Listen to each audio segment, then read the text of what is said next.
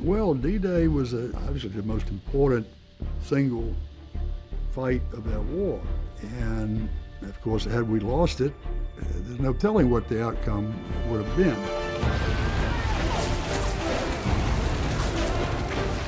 Since the American entry into the war, American generals had been agitating for an opportunity to fight the Germans directly.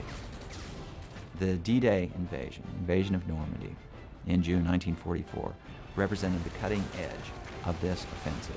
The essential condition that underwrote the success of D-Day was the fact that Germany had been bled virtually to death by fighting on the Eastern Front for several years against the Red Army in the Soviet Union before D-Day ever happened.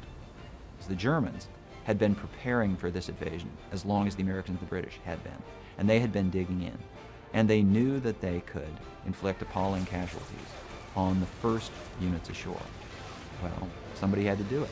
And so the soldiers went, and indeed, those first units did suffer very high rates of death and wounding.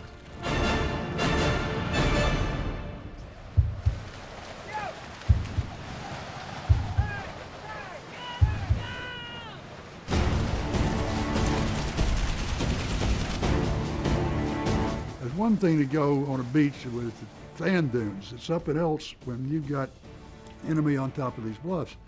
And for some reason, our naval gunnery was either off or something went wrong there.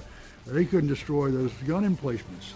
But eventually, the weight of the invasion took hold. The numbers of Americans, the numbers of craft, allowed the Americans and the British to establish a beachhead.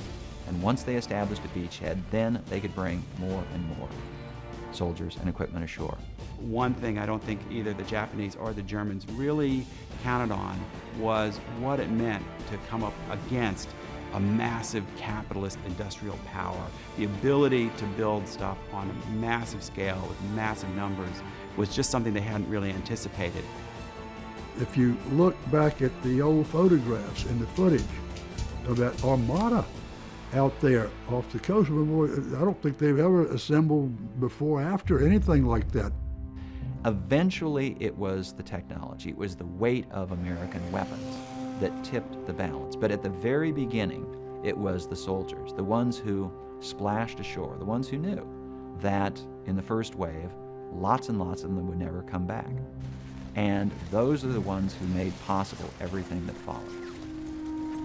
The Rangers who went in first and the waves that came after them stood right up to it. There was more bravery that day than one can hardly imagine.